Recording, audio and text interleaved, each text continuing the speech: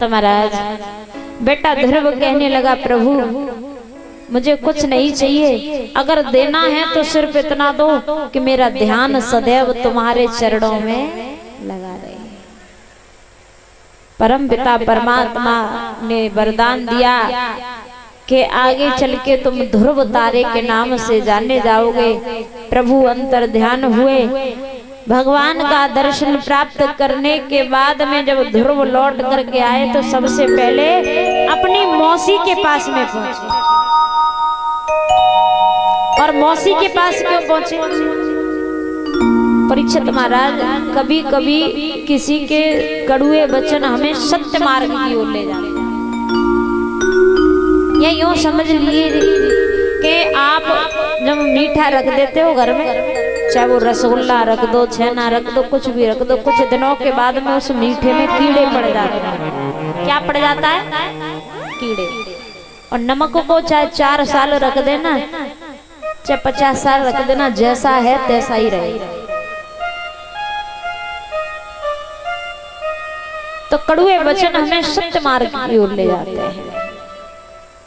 अगर सुरुचि ये नहीं कहती कि तेरा पिता वन में रहता है तो कभी ध्रुव परम पिता परमात्मा को ढूंढने के लिए नहीं जाते। और जिसको असली पिता मिल जाए, परीक्षित महाराज, जिसको असली पिता मिल जाए, भला उसे नकली पिता की आवश्यकता नहीं, उसे लोकल पिता की जरूरत नहीं है। यहाँ ध्रुव को असली पिता मिल गए, भगवान मिल गए। तो ध्रुव ने क्या किया कि अपनी मौसी को ही गुरु बना लिया। गुरु कौन है? जो हमें अंधकार से प्रकाश की ओर ले जाए। अच्छा, किस किस के गुरु जी हैं? हाथ उठाना। गुरुदेव किस किस के? और किसी के नहीं है? सबके होते।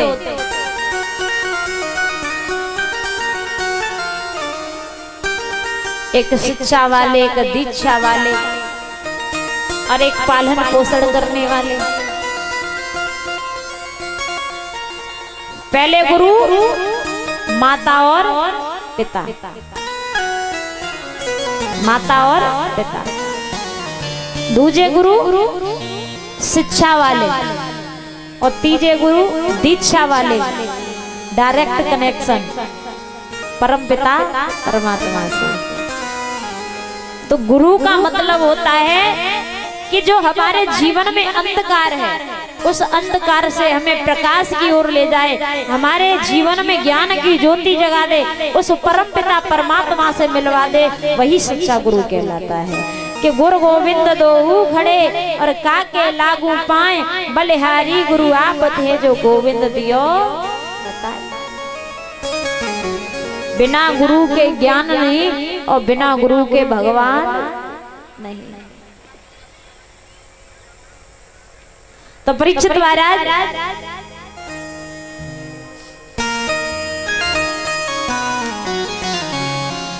ध्रुव ने अपने मौसी को ही गुरु मान लिया। जब मौसी ने देखा तो हाथ जोड़ के कहने लगी, लाला मुझे क्षमा करते, मुझसे भूल हो गई, मैंने तुझे वन में भेज दिया। ध्रुव कहने लगे, मौसी तेरे कारण तो मुझे असली पिता मिला है, तू तो मेरी गुरु है, पूजने के लायक है, मैं तो तेरी पूजा करना चाहता हूँ। परीक्षित महाराज, इधर रानी सुनीति रो रो करके अपनी आंखों से अंधी हो गई थी, अपनी आंखों से अंधी हो गई। जब ध्रुव अपनी माँ सुनीति के पास में पहुंचे तो मैया सुनीति कि जैसे ही ध्रुव ने चरण स्पर्श किए, मैया सुनीति पूछने लगी, कौन है? ध्रुव कहने लगा, मैया मैं तेरा लाला हूँ, मैं तेरा बेटा हूँ, मैं ध्रुव हूँ। मैया सुनीति रोने लगी कि बारी परम पिता परमात्मा, तूने मेरे आंखों की रोशनी भी छीन ली, आज मैं अपने पुत्र को देख भी नहीं सकती। तो बेटा ध्रुव ने अपने हाथ में गंगा जल लिया, आचमन किया, अपनी माँ के नेत्रों के तरफ डाला है तो रानी सुनीति की आंखों की रोशनी वापस आ जाती है। बोलिए वृंदावन बिहारी लाल की। महाराज इधर ध्रुव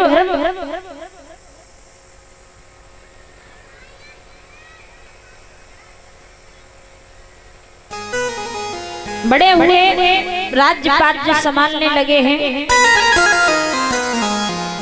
और जब यक्षों ने उत्तम को मारा, ध्रुव राजा हुए। ध्रुव का विवाह शिशुमार की पुत्री ब्रह्मी के साथ में हुआ और ध्रुव के 2 पुत्र हुए, कल्प और बत्सर। कल्प और बत्सर 2 पुत्र हुए ध्रुव। तो इस प्रकार हमने आपको ध्रुव चरित्र की कथा का श्रवण पान कराया।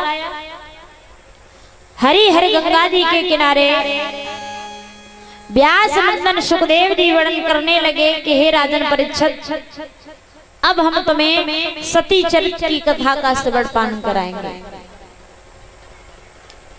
एक बार भोले बाबा पार्वती मैया जो सती के रूप में है, तो कुंभज में एक पवित्र तीर्थ स्थान बना हुआ था।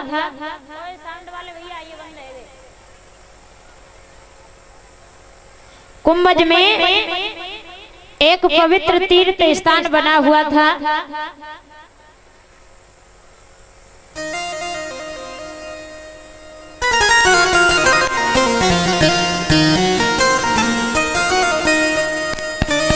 त्रेता का समय था। भोले बाबा सती मैया के साथ में कुंभज में आते हैं कि एक बार त्रेता जोग माही, एक बार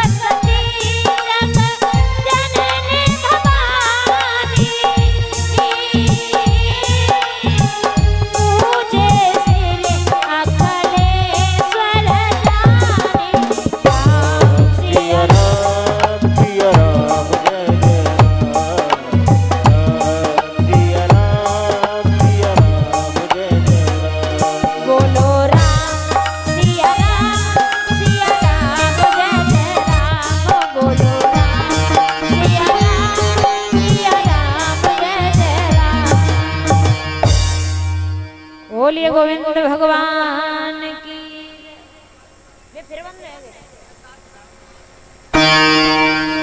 तो परीक्षित महाराज के एक बार त्रेता जुग माही, संभो गए कुंभज।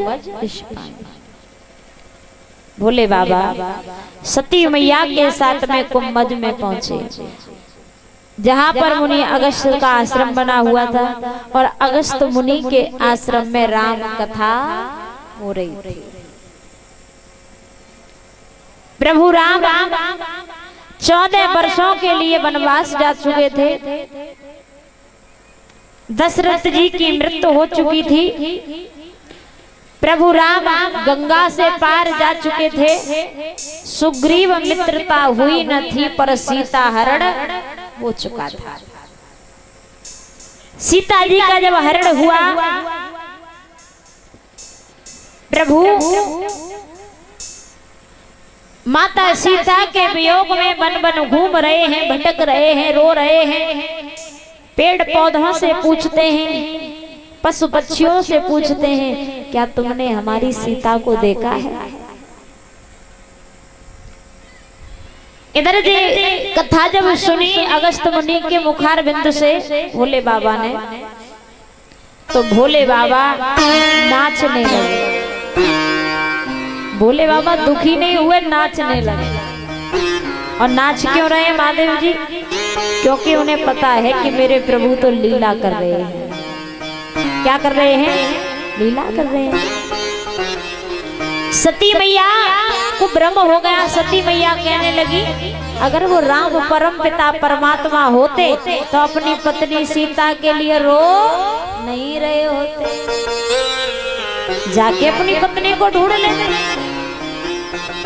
भगवान रोते नहीं।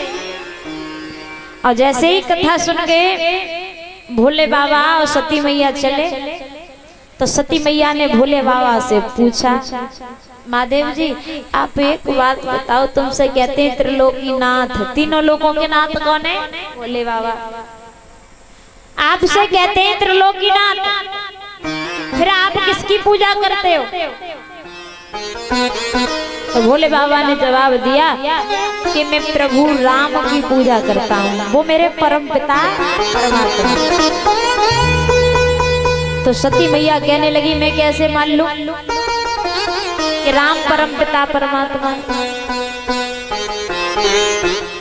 अगर राम परम पिता परमात्मा होते तो अपनी पत्नी के लिए क्यों रो रहे होते? जाके उन्हें तो पता होना चाहिए कि कहाँ है उनकी पत्नी। मैं तो राम की परीक्षा लूंगी।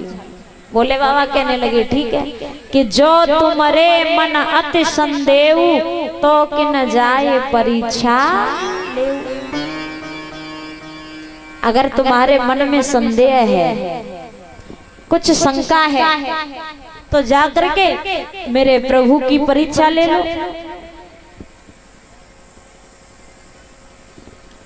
अब सती मैया चली, और सती मैया जब जाने लगी तो सीता का रूप बनाया सती मैया ने, और सीता का रूप बना के जा रही है कि सुंदर सी सीता बने गई रे भोले बाबा की प्यारी सुंदर सी।